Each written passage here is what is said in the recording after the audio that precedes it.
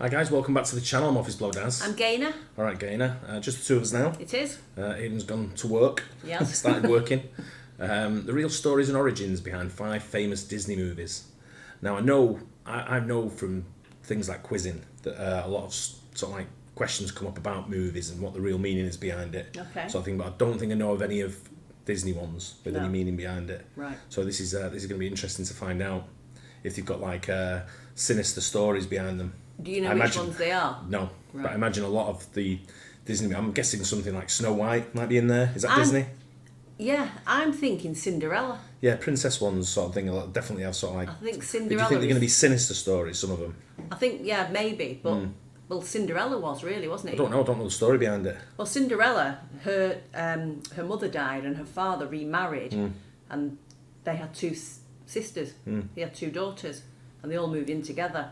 And her daughters got like a privileged lifestyle, whereas she was kind of. So there's probably going to be a story behind that. I imagine it has something to do with princess stories, because that's usually sort of like where stories sort of like originate from, and things like that. But I don't know. We'll guess we'll find out. Interesting to see. Yeah, don't forget to like and subscribe to the channel, by the way, if you haven't already. Yeah. The real stories and origins behind 5 famous Disney movies. Let's go.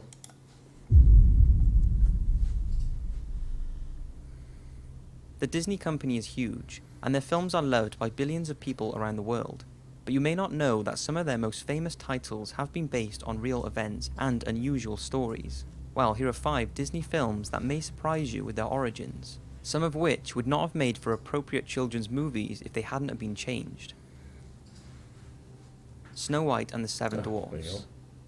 When the 1937 film Snow White and the Seven Dwarfs was released, it was a huge hit and was the first of now many princesses for Disney. We are all familiar with the story. It's about Snow White living with her jealous stepmother, who orders her huntsman to kill the princess. But unable to face killing Snow White, he lets her free in the forest where she lives with the 7 dwarfs. When the evil queen finds out that Snow White is still alive, she possesses an old hag to give Snow White a poisoned apple. When she takes a bite, she is thought to have died and lays motionless, until a prince finds her and kisses her, bringing Snow White back to life, and they live happily ever after. It's a lovely story, but the original has an alternative, pretty gory ending. The original Snow White story was written by the Brothers Grimm in 1812 and was first published in German. It shares pretty much all the similarities to the Disney film, except for when Snow White is poisoned by the apple, the prince does not kiss her and bring her back to life. He takes the casket she is lying in, trips over a branch in the forest, dropping Snow White and causing the poison apple to dislodge from her throat, and she comes back to life. Now, here's where it gets dark. They then arrange a huge wedding, inviting every king and queen in the land. The Wicked Queen accepts the invitation, not realizing it's her stepdaughter's wedding.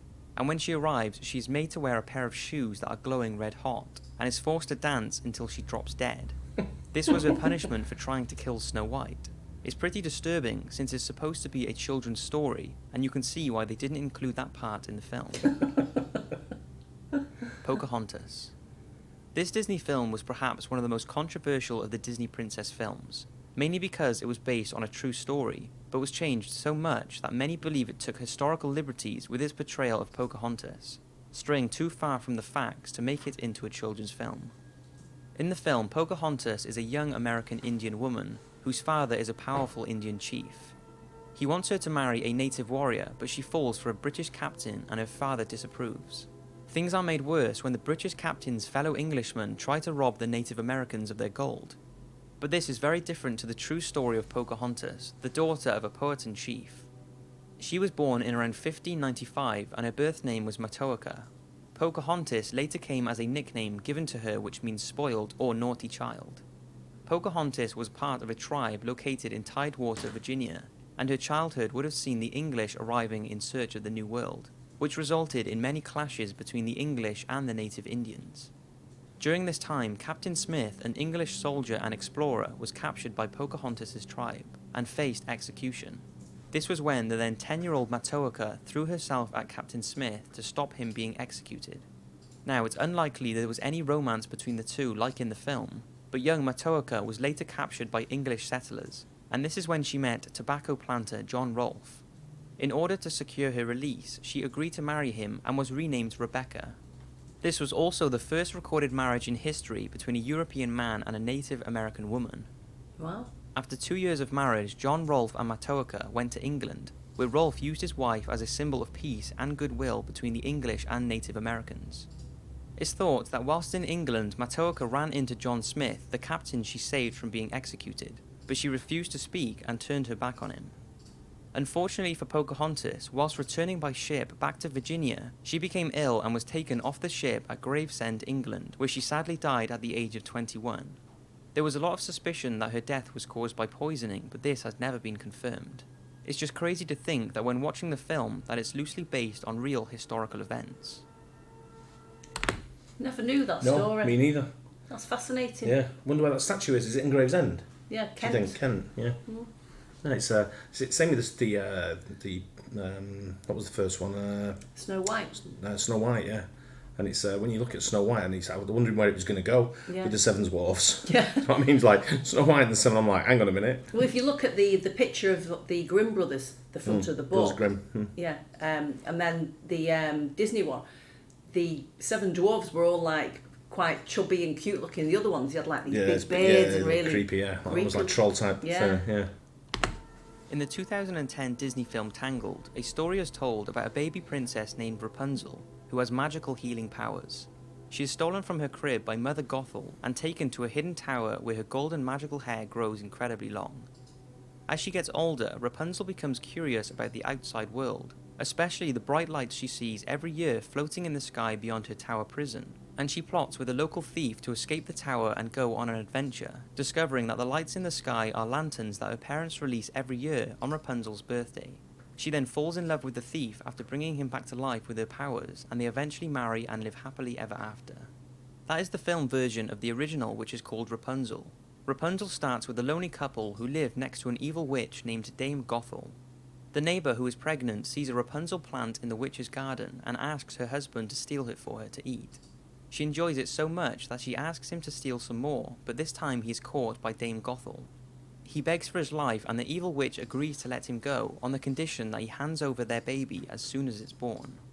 The witch takes the newborn baby, calls her Rapunzel and raises her as her own. Rapunzel grows up to have long golden hair, and when she reaches the age of 12, Dame Gothel locks her in a secret tower. Rapunzel's hair grows so long that when the witch visits her, she shouts up for her to let her hair down. Rapunzel would then drop her hair down from the tower and let Dame Gothel climb up to her room. Then one day, a prince hears Rapunzel singing in her tower, and they eventually meet and fall in love. They both plan her escape so that they can marry, but Dame Gothel notices something is not right, so she watches the tower and finds out about the prince's visits. In a rage, she cuts off Rapunzel's hair and slings her into the woods to fend for herself. She then uses the cut hair to trick the prince into thinking he's climbing up to see Rapunzel, but when he reaches the top and is told Rapunzel is gone, he jumps from the tower in an attempt to kill himself. He survives, but thorns pierce his eyes, leaving him blind. For months, he wanders aimlessly in the forest until one day he hears Rapunzel singing and is reunited with her, and she restores his sight. As for Dame Gothel, in a fit of anger, she has dropped the length of hair and is forever trapped in the tower to die. So, although the original has a good storyline, it's far different from the movie version, and wouldn't have really made for a good children's movie. I remember reading that book when he was explaining it. I remember reading it, so it was obviously a children's book. Yeah. 'Cause I remember reading it when I was younger. Wouldn't work these days. I don't think these princes would wander around the forest aimlessly anymore. No, they'll be in the pub. Yeah, yeah. And the Prince of Wales. Yeah. Yeah. Considered by many to be the greatest Disney film ever made, the 1940 film Pinocchio is told through the eyes of Jiminy Cricket. He tells how woodcarver Geppetto makes a wooden puppet called Pinocchio, and how he wishes it was a real boy. Then one night he sees a shooting star, and the next morning Pinocchio has come to life. One day when walking to school, Pinocchio is persuaded to join a travelling show where he performs with other puppets, and when he tries to return home to Geppetto, he is locked up by the owner of the travelling show. He is rescued by a magical fairy, but when he starts lying about what he's been up to, his nose starts to grow. Eventually, Pinocchio and Jiminy Cricket return home, but discover Geppetto has gone to sea in search of him and has been swallowed by a whale. Pinocchio sets out to free Geppetto from the whale's belly, but drowns trying to save him. Because he has proved himself to be good though, he is brought back to life by the fairy and his puppet strings are removed, finally making him a real boy. The film is a classic, but the original Adventures of Pinocchio by Carlo Collodi, which the film is based on, tells a much darker story. It was originally published as a weekly series in a comic-type newspaper for children. Carlo often describes Pinocchio as a wretched and thoroughly disobedient boy who laughs in the face and steals the wig of his creator and father, Geppetto. In these stories, Jiminy Cricket is not the wise guide friend of Pinocchio, but the opposite, and when he tries to tell Pinocchio off for rebelling against his father, Pinocchio bashes the insect's head in with a hammer and kills him. Oh. Pinocchio is often starved, tortured, robbed, and kidnapped, and has his wooden legs burnt off. Nearly every chapter of the book indicates the author's contempt for badly behaved children, with Pinocchio being made an example of what happens to disobedient kids. Carlo did not want the story to have a happy ending at all, and wanted to end Pinocchio's life by hanging him, but publishers were horrified by this ending and he was forced to bring Pinocchio back to life. This is when he introduces a child with blue hair, the character that becomes the magical fairy in the Disney film. But even after being brought back, the writer continued to endure torture and abuse upon Pinocchio in the stories, which thankfully was never shown in the film.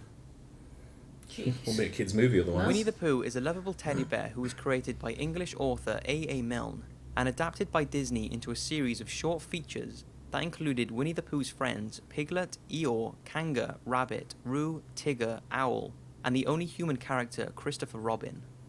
Winnie and his friends enjoy several adventures in the 100-acre woods, but you may be surprised that some of them are actually based on true characters. In 1925, A.A. Milne based Winnie the Pooh on a soldier's bear who was sent to London Zoo when the soldier was shipped off to the front lines in France. Christopher Robin Milne, A.A. Milne's son, was a visitor to the zoo and loved the female bear. He named his teddy bear Winnie the Pooh, and this created the inspiration for his dad to create the yellow bear we all know of today. So Winnie the Pooh was based on the bear, and Christopher Robin was based on A.A. Milne's son, Christopher Robin Milne. But behind the laughter and fun, Winnie the Pooh and his friends are thought to have a deeper meaning to their characters. Now, this was never confirmed by the creator, but is a widely believed theory by many, and when you hear it, it definitely makes you wonder. It's thought the characters all show traits of mental disorders, and here are the psychological profiles of them. Winnie the Pooh is thought to suffer from a range of mental disorders. His careless and dreamy nature and disregard towards rules point to a form of inattentive attention defect hyperactivity disorder. Also, his obsession with honey and willingness to risk everything to get it indicates to some he is suffering from impulsivity with obsessive fixations.